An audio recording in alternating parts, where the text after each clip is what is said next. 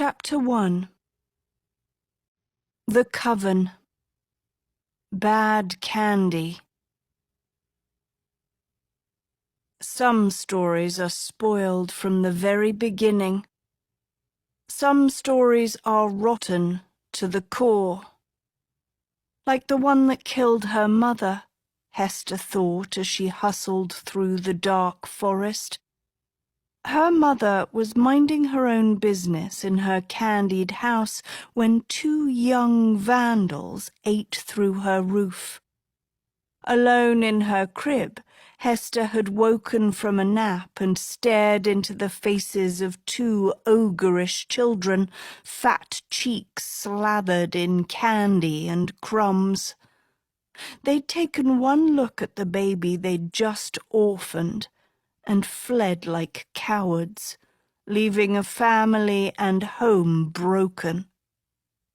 And they'd been rewarded for it, hailed as heroes and legends, while her mother had burned in an oven. Ever since that day, whenever Hester sensed an injustice, a story gone wrong, she smelled the sick, sour rot of candy, just as she smelled it now. The story in question was a short one, a statement of simple fact, but Hester's whole body bristled like a cat amongst snakes. She didn't know how long it had been up there high over the endless woods, but after days of travelling underground from Gnomeland, Lion's Mane's message was waiting when she'd resurfaced. The wedding of King Rian and Princess Sophie will take place as scheduled this Saturday at sundown at Camelot Castle. All citizens of the woods are invited to attend. It was penned in gold, like King Rian's other messages, set against the clouds. Rian was a proven liar, and every one of his screeds a trap. But this message had none of the pomp of his others. This was stark and simple, yet slithery in a way she couldn't put a finger on. A shadow appeared at her side. "This is stupid, Hester. We need to turn back now," said Annadil in a black hood that shadowed her white hair and red eyes. "Sophie's betrayed us. She's marrying Rian at sundown tonight. That's what the message says, and the sun's going fast. Either we get back to Camelot and stop this wedding, or we all die." Hester ignored her, spotting the lights of Bornacoric ahead. Once she and her friends entered this new kingdom, they'd need to be careful. Like all citizens of the woods, those of Bornacoric would be hunting students from the school for good and evil. A second shadow flanked her. "Annie's right," said Dot, also hooded in black. "Plus, there's no way we'll get inside those caves. It's impossible. But if we turn back now, we can sneak onto a flower ground train from Ravenbow. It can take us back to Camelot in time to stop the wedding." "And leave Merlin," Hester said. "That was the assignment Reaper gave us. Rescue the wizard from the caves of Contempo. Rescue our best weapon. A wedding is not our mission. Sophie is not our mission. Merlin is our mission. And if there's one thing our coven abides by, it's doing as we promised. She powered forward, but Anadil blocked her path. Our promise is pointless if Rian becomes the one true king, said the pale witch. He needs two things. Make all 100 kingdoms burn their rings, and marry Sophie as his queen. Do both, and he claims the Storian's powers. If the wedding is at sundown, that means all the rings are already gone. Rian marrying Sophie is the last step. That's what Sophie told us in Gnomeland. Once she's Rian's queen, Lion's Mane will become the new Storian. Rian can write anything he wants and make it come true. He can erase kingdoms, kill our friends, kill us, with a pen stroke. Our story will be over. All the rings can't be gone because Nottingham still has a ring. Dot's father has a ring, Hester noted coldly. And the sheriff wouldn't burn his ring for King Rian. Hates him more than we do. Even if the sheriff were to die, his ring would go to Dot, and we'll go to the ends of the earth to protect Dot and that ring. Just like we're going to do for Merlin. Hester shoved past them, pulling her hood tighter. Don't you get it? Sophie's marrying him, Anadil said. Either to save herself or to be Camelot's queen. You really think Sophie would marry Rian? Hester challenged. After helping us escape him. That's what Rian wrote, Dot argued. That's what his story says. His story, said Hester, glaring at the sky. There's something fishy about that message, and until I figure out what it is, we're sticking to our plan. Besides, if there's one thing I've learned about Sophie, it's that she's a better witch than all of us. I'm sure she has the king right where she wants him. Hester, the sun will set within an hour, Anadil hounded. More reason to find Merlin fast. He's our best chance to defeat Rian. That's why Rian trapped him in the caves. Then why didn't he just kill Merlin? For all we know, Merlin's already dead or used his wizard wish, and this is a wild goose chase to get us killed too. Wizard wish, said Dot. Is that the wish you make in Aladdin's cave? That's a genie's wish, you idiot. No wonder you failed Lesso's class, said Anadil. Wizards all have one wish. They use their wizard wish to choose how and when to die. And no way Merlin would have used his wish while we're still in danger. Hester scorned, approaching the gates of Bornacoric. Merlin's out there, and he needs our help. You're not thinking, Hester. Let's say he is in those caves, Anadil granted. Caves of Contempo are time traps. Even a few seconds inside and you come out years older. Merlin's been in there for weeks. Go back without me then, Hester dared, crossing through the gates. She stopped short. So did Anadil and Dot. The forest floor had disappeared, replaced by the sky instead. No longer were the witches on a dirt path. They were standing on the sunset, a canvas of purple and pink. Lion's Mane's message had moved from high above to down by their feet, paving the way ahead. Each gold letter was the size of a house, carved into the horizon beneath their boots.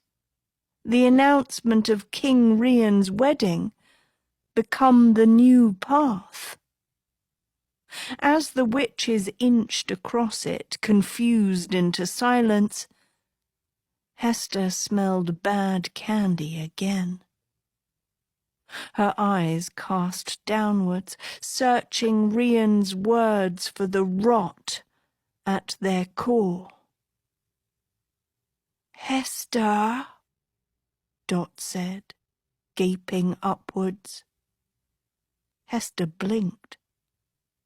It wasn't just the sky that had turned upside down.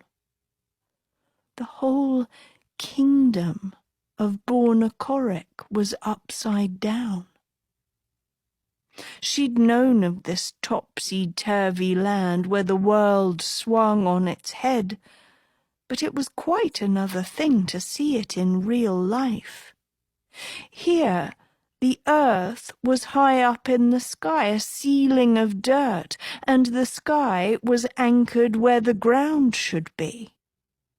Purple beanstalks sprouted downwards from this roof of earth, stretching towards the flat floor of clouds.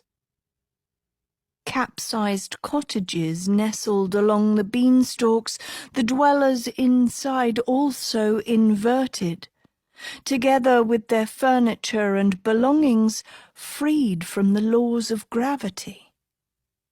Purple vine ladders and pulleys connected the beanstalks like roads, with a toppled bridge of flowers linking the village to the main square.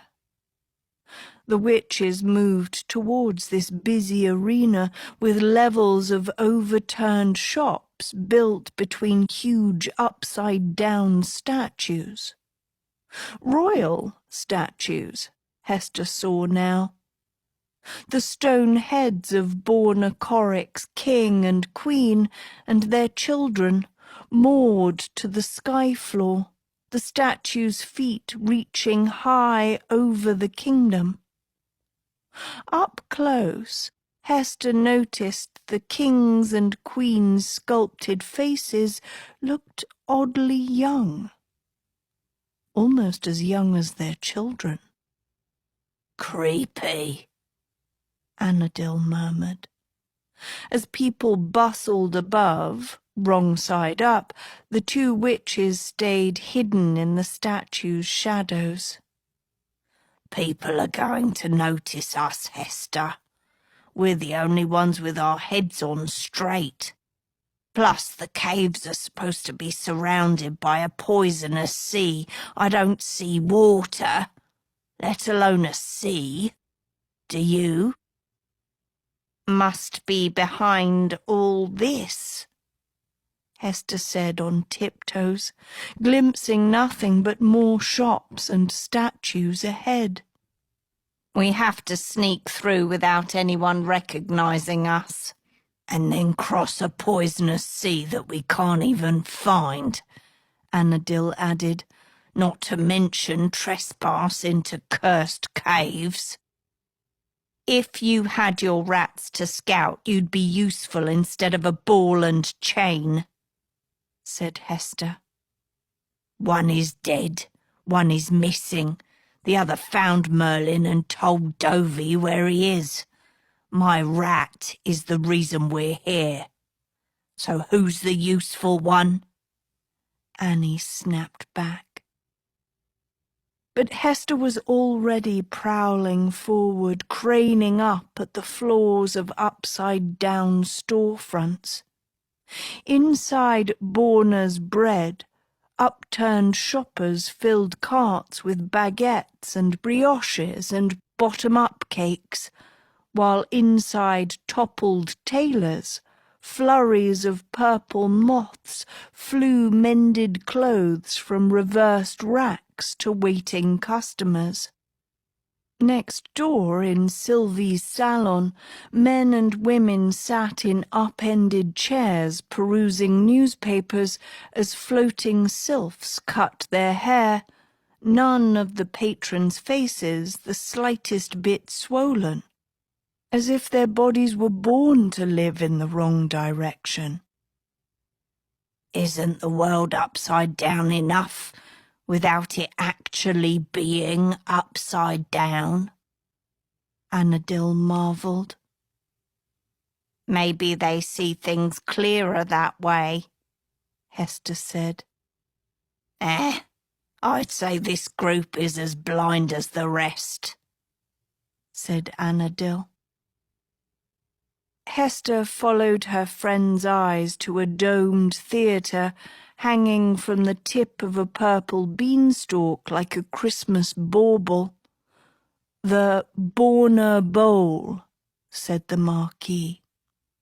With the dome inverted and a full audience seated downside up, watching a spellcast of King Rian's coronation replaying in phantoms of grey light.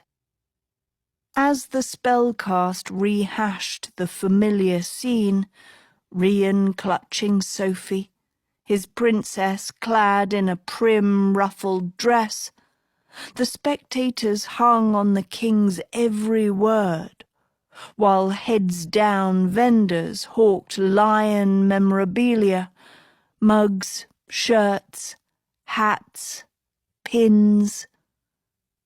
Is this what they do for entertainment? Watch that scum's coronation again and again? Hester asked, unable to hear Rian's speech from this far away. Probably plays every hour on the hour, said Annadil, tilting her head for better viewing. Strange, though. I don't remember them spellcasting the coronation. A brown-skinned family in colourful smocks passed by on the sky road, heads up like the witches, ogling the Borner Bowl and the rest of the upside-down realm. Droopathy tourists, Hester thought, she and Annie forcing smiles, which the family returned before giving Dot weird looks. Dot, who was lurking behind, sucking morosely on vine leaves she'd turned to chocolate with her lit finger. People will notice your glow, Hester hissed, pulling her into the shadows. And stop sulking. It's just what you said back there, Dot puled. If Daddy dies, Nottingham's ring doesn't go to me. He changed his will after I freed Robin Hood. Don't think he ever changed it back. She turned more leaves to chocolate, her lit finger trembling. If Rian's marrying Sophie, maybe Rian already got Daddy's ring because of me. Because Daddy didn't trust me with it, which means because of me, Daddy might be. For the first time, Hester's cold facade softened. That's not how this coven thinks, she said, cupping her hand over Dot's glow and snuffing it out. Focus on everything we've done to get here. Each of us did our part. Wolves wouldn't have helped us if you hadn't bribed them with chocolate snow. That magic carpet wouldn't have snuck us through tunnels if Annie hadn't threatened it with an unspooling spell. We're still alive, Dot. We're almost to Merlin. Whatever your dad thought of you when he changed his will, he doesn't think of you that way now. He loves you, Dot, enough to join forces with Robin Hood, his own nemesis, to keep you safe. Wherever he is, he'd want you to finish our mission. Dot mulled this over, gazing at her shoes before she took a deep breath and tossed her chocolate away. For the record, I still think Sophie went back to Rian, just like the message says. Same story as when she went back to Rafal. Spends too much time around Agatha and Tedros together, gets jealous and desperate, and ends up kissing any boy who'll have her, even a lying, murdering pig. Could be worse, said Hester. Could be kissing a snake. Dot snorted. A chill gusted through the square, huddling the witches deeper into their hoods and shivering the spell cast in the dome. Then Hester smelled something on the breeze. Something that made her muscles tense and her demon twitch. The sea, she said, pivoting to her friends. It's close. She led them ahead, the three girls gliding along the darkening sky floor like bats, careful to avoid the glow of overturned lanterns sparking to life along the beanstalks. Hester navigated the Coven past the Borna bowl, hearing Rian's voice grow louder, the salty scent of the sea burning stronger and stronger. "Wait, look at her dress," Dot blurted. "Shh," Annie whispered. "But that's not what Sophie wore at Rian's coronation," Dot pressed. "You sure it's a replay?" Hester stopped cold. So did Annadil. They cocked their heads in unison, studying the inverted spellcast as Rian held Sophie in close-up, the king's and princess's figures translucent. "Citizens of the woods, I did not expect a day like today to come.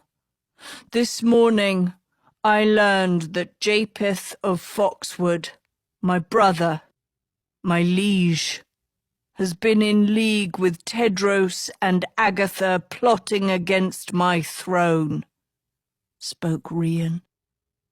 "I thought my brother was the eagle to my lion. Instead, he was just another snake. But the lion always wins. By the time you view this spellcast, Japheth will be sealed in the dungeons and shall never be seen again. Our woods is under siege by rebels, and even my own blood can't be trusted. I alone can protect us. I alone shall punish our enemies. I alone will keep these woods safe." "Dot's right. This isn't from the coronation," said Annadil. "This is now." "Ding dong, the snake is gone," Dot chimed. "At least Rian did one thing right." But Hester was still studying the king.